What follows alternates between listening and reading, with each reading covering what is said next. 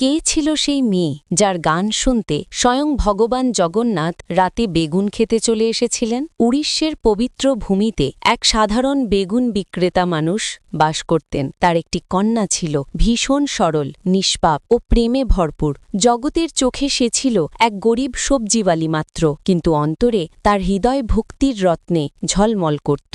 সে ছিল জয়দেব গোস্বামীর গীত গোবিন্দের একাগ্র ভক্তা।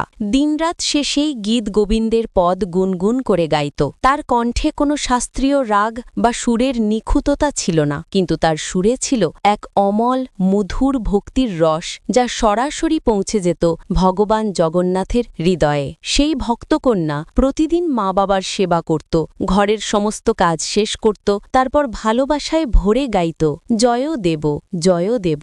একদিন পূর্ণিমার রাত, চাঁদের আলো ছাড়া গ্রাম জুড়ে ছড়িয়ে পড়েছে। বাবা তাকে ডেকে বললেন, মা, চাঁদনি খুব উজ্জ্বল, বাগানটা এখনো আলোয় ভেসে আছে, যাও কিছু বেগুন তুলে আনো, ভোরে বাজারে নিয়ে যেতে হবে। মেয়েটি ঘুম জড়ানো চোখে উঠল, কিন্তু ঠোঁটে তখনও সেই ভক্তিগীতি। সে গেল বেগুন খেতে, চাঁদের আলোয় গুনগুন করে গান গাইতে গাইতে বেগুন তুলতে লাগল। তার কণ্ঠের প্রতিটি শব্দে ছিল প্রেমের ঝর্ণা, আর সেই প্রেমই টেনে আনল স্বয়ং ভগবান জগন্নাথকে। তিনি তার দ্যুতিময় রূপে উপস্থিত হলেন সেই ক্ষেতে। ভক্তকন্যার পেছনে পেছনে নাচতে লাগলেন যেন এক প্রেমমগ্ন বালক। তার পীতাম্বরের সুতোগুলো বেগুন গাছের কাঁটায় জড়িয়ে গেল, কিন্তু তার কোনো হুঁশ ছিল না। ভক্তি আর প্রেমের মদে দুজনেই মুশগুল হয়ে গেলেন। ভক্ত আর ভগবান একে অপরের প্রেমে হারিয়ে গেলেন। পরের দিন সকালে জগন্নাথ মন্দিরের দ্বার খুললে দেখা গেল ভগবানের নতুন পীতাম্বর ছিঁড়ে গেছে।